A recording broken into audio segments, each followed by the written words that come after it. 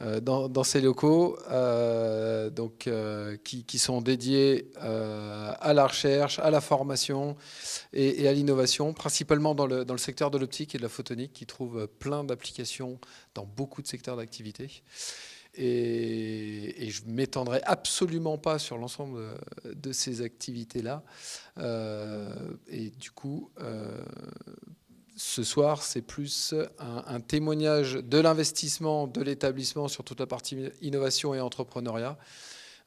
Et donc, on a un vrai plaisir que de vous accueillir tous pour échanger sur certainement des futurs projets qui pourraient émerger demain.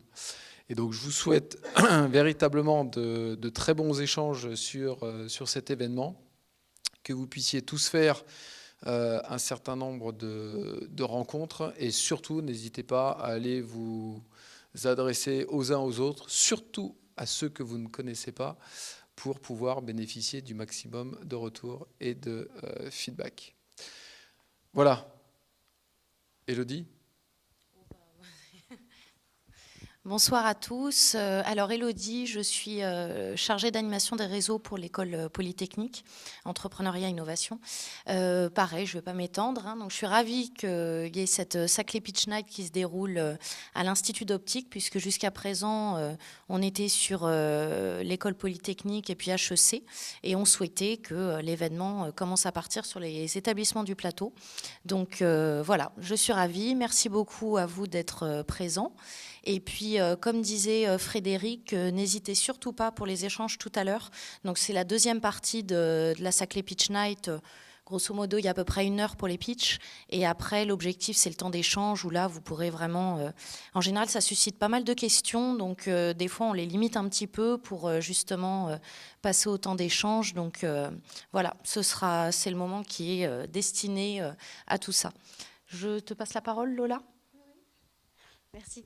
Juste un petit mot, moi je fais partie de l'Institut d'optique et avec Clément, que vous avez au 2e rang, on fait partie de l'association Start in Saclay, donc qui organise justement, qui aide Polytechnique, mais aussi toutes les écoles et tout ce qui touche à l'entrepreneuriat, que ce soit des soirées, des salons ou même des journées, donc pour essayer vraiment de créer un réseau au sein du plateau.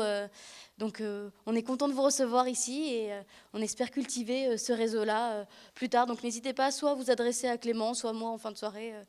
Voilà. Merci. Donc je vous propose qu'on commence par les pitchs. On va alterner à la fois pitch, idée et start-up pour que ce soit un petit peu plus dynamique. Et puis après chaque pitch, chacun est libre de prendre la parole pour poser des questions ou même pour faire des remarques. Surtout, n'hésitez pas.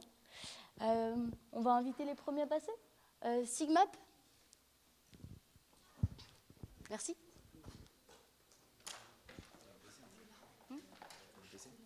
Il n'y a pas spécialement d'ordinateur.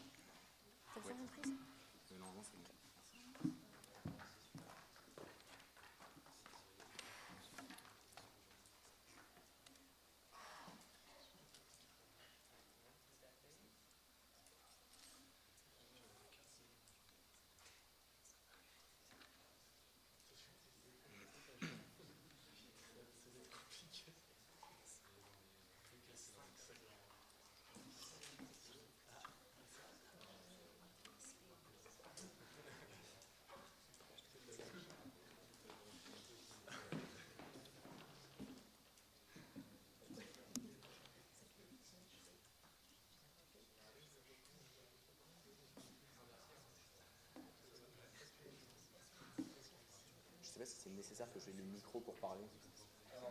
Si, pour l'enregistrement. Ok. 1, 2. Je vais parler avec le micro alors. Je vais essayer. Eh bien...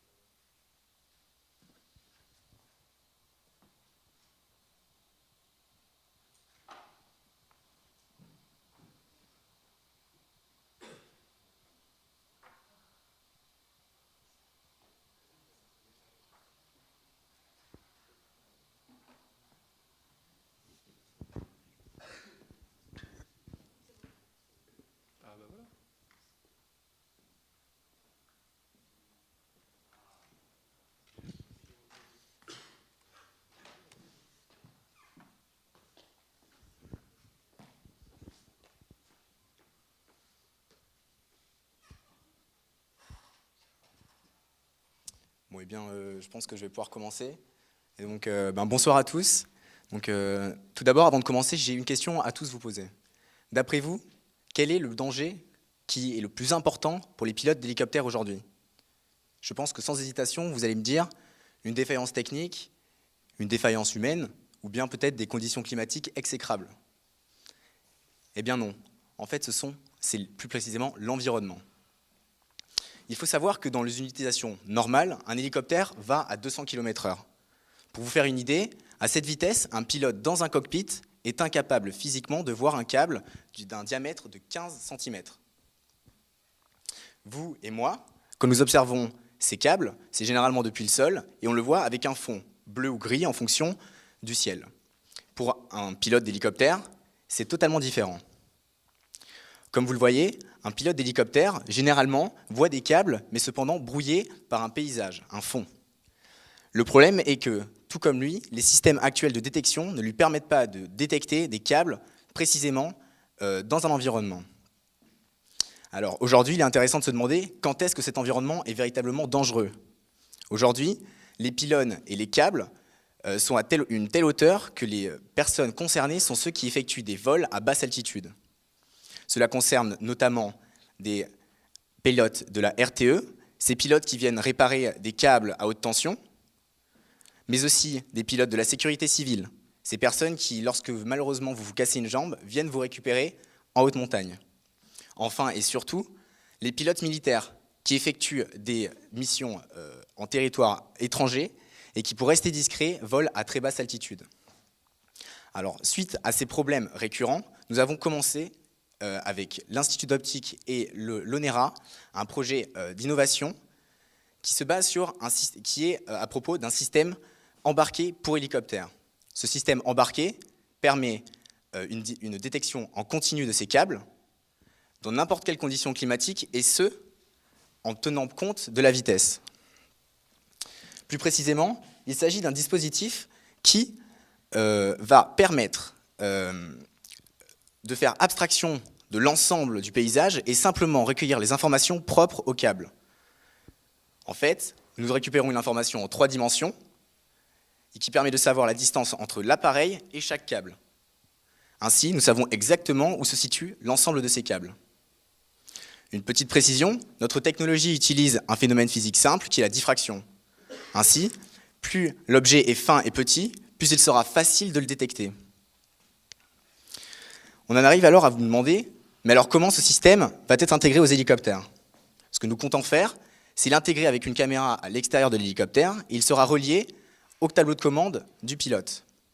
Et lorsque le pilote décidera de faire une mission en hélicoptère, si tout d'un coup il se rapproche de câbles trop dangereux, un signal lumineux viendra l'avertir et lui dire qu'il est nécessaire de faire une manœuvre d'évitement afin d'éviter l'accident. On peut faire une analogie aujourd'hui avec les systèmes actuellement présents dans les nouvelles voitures, ces systèmes de radar de recul qui permettent au conducteur d'éviter tout contact avec un obstacle. Alors vous le savez, maintenant, la détection de câbles est un problème. Aujourd'hui, chaque année en Europe, il y a 120 crashs d'hélicoptères. Ces crashs représentent malheureusement 20 morts et 150 millions d'euros de pertes. Alors, on est en état de se demander, nous, mon équipe et moi, avons besoin de travailler là-dessus. Ce que nous voulons, c'est proposer un système innovant permettant de répondre à ce besoin. Nous souhaitons, avec cette technologie, proposer un système qui permettent de détecter ces câbles. Aujourd'hui, la chaîne de valeur est la suivante. L'État donne l'argent nécessaire à la sécurité civile et l'armée pour qu'elle puisse acheter ces hélicoptères. C'est Eurocopter, une filiale d'Airbus, qui produit ces hélicoptères. Ce que nous souhaitons, c'est nous positionner de cette façon, afin de proposer à Eurocopter notre système embarqué pour qu'il puisse l'intégrer de base dans les hélicoptères. Ainsi, les intéressés pourront l'utiliser dès qu'ils l'auront acheté. Aujourd'hui, la concurrence et le marché sont tels que seul Eurocopter est notre concurrent. D'après leur dire, leur système serait fiable à 99,99%. Eh bien nous avons discuté avec des pilotes de l'ALAT, plus précisément l'aviation légère de l'armée de terre, qui nous ont affirmé que ces chiffres étaient faux, erronés, et qu'il y avait encore beaucoup de travail à faire sur ce plan. En effet, aujourd'hui, les systèmes proposés sont lourds, encombrants, mais aussi ils sont compliqués dans la façon dont ils présentent les résultats. Ainsi, aujourd'hui, notre système est certes pas un corps très fiable, mais cependant, le prix est nettement inférieur et avoisinerait les 100 000 euros. Maintenant, ce que nous comptons faire, c'est accentuer nos tests pour répondre aux spécificités demandées à la fois par les pilotes, mais aussi par les clients d'Eurocopter. Ainsi, il est important de mentionner qu'un membre de notre équipe effectuera cet été un stage de 3 mois à l'ONERA en utilisant cette technologie, et nous espérons qu'à la fin de l'été, il soit en mesure d'apporter les briques nécessaires pour permettre, dès la rentrée prochaine, de créer un prototype pour pouvoir être utilisé dans les hélicoptères. Je vous remercie de votre attention. Nous sommes l'équipe SIGMAP.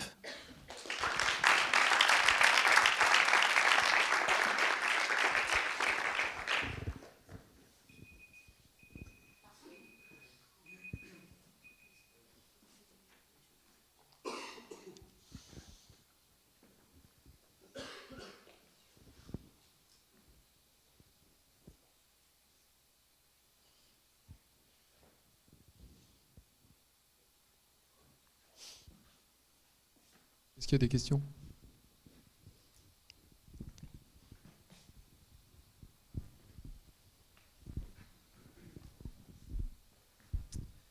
Comment les câbles sont-ils détectés? Est-ce que c'est juste les câbles électriques ou c'est tous les câbles? Alors actuellement, nous pouvons détecter des câbles qui ont une émission thermique, c'est-à-dire des câbles d'électricité. Et nous travaillons actuellement pour essayer de détecter des câbles à bois, ces câbles qui ne conduisent pas l'électricité. Car en effet, le système, pour l'instant, marcherait avec une technologie similaire à l'infrarouge, et donc nous serions intéressés de voir quel est le rayonnement du câble.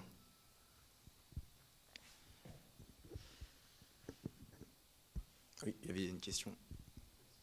Ah, ok.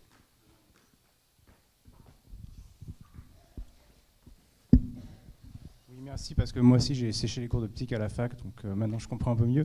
C'est une détection qui est passive en fait. Exactement. Donc, comment dire, comment se fait-il par exemple que, enfin, c'est une question très naïve, hein, les chauves-souris ne se plantent jamais, mais les hélicoptères si. Qu'est-ce qui fait la différence en fait? J'entends pas pourquoi du les tout. chauves-souris ne se trompent pas, ne se cognent pas, et les hélicoptères se cognent? Donc, en d'autres termes, pourquoi ne pas utiliser des méthodes actives comme les ultrasons Alors, voilà. En ce qui concerne les méthodes actives, un de nos marchés serait l'armée. Et l'armée, quand ils effectuent des missions de reconnaissance dans des pays ou dans des territoires inconnus, l'intérêt est de ne pas être détecté. Donc le fait d'être actif et d'émettre un faisceau puis de le récupérer pour avoir une distance fait qu'ils vont être détectés. Donc tout l'intérêt est d'être passif.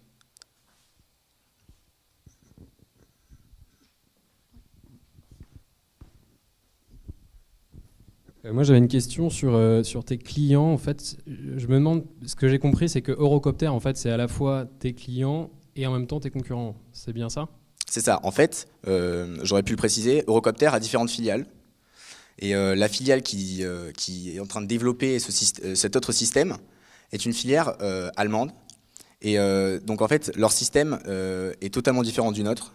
C'est un système qui marche avec des lasers, alors que nous n'utilisons pas du tout ça, afin d'être passifs. Et donc en fait, on voudrait leur proposer notre système, donc avoir un prototype à leur proposer, pour leur montrer qu'ils ont des défauts et nous serions capables de pallier à leurs défauts. D'accord. Et si Eurocopter, par exemple, te dit, enfin leur filiale, ils te disent bon bah votre système m'intéresse pas, Est-ce que vous avez d'autres clients potentiels sur ce marché-là qui a l'air assez concentré finalement? Là actuellement, à la fois les achats les achats de la sécurité civile et de l'armée se font à travers l'Eurocopter. Cependant, si on est capable de montrer à Eurocopter que ces personnes de la sécurité civile et de l'armée trouvent un besoin à ça, je pense qu'ils vont évidemment être intéressés par ce produit. En tout cas, ils auront tout intérêt à vendre quelque chose de nouveau qui pourrait intéresser leurs clients. Oui. Les accidents dont tu nous parlais tout à l'heure en Oui. quantité, c'est des accidents qui ont lieu plutôt où? Les accidents, donc c'est principalement en montagne, dans des zones, on va dire, où il y a plus de forêts, pas des paysages plats évidemment. Néanmoins, les accidents liés au câble aussi, ça peut très bien être dû à un éblouissement du pilote, et ceci peut se passer partout. Mais c'est vrai que c'est principalement les câbles à haute tension et aussi les câbles téléphériques en haute montagne. Voilà pourquoi j'ai cité la sécurité civile. Et sur les terrains d'intervention militaire dont tu parles après, Oui. il y a les mêmes types de réseaux et aussi denses qui puissent représenter un danger pour les pilotes militaires au même titre que dans les stations de ski ou dans des pays un peu plus développés. Vous entendez que dans d'autres pays, ils puissent aussi être en contact avec des zones à risque? Sur beaucoup de terrains d'intervention militaire, tu as peut-être moins de densité de câbles. Je ne sais pas, je ne connais pas, mais si les accidents sont comptés en fonction des densités de câbles, voire la pertinence aussi. Des zones plus à risque? Ouais. Là, j'avoue, je sèche. Je sais pas. Il n'y a pas de zone. J'ai pas vu de zone plus dangereuse que d'autres.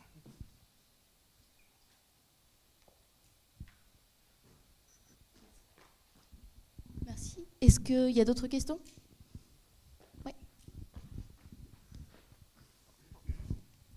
Ouais, moi j'ai une question sur l'évolution de votre produit là.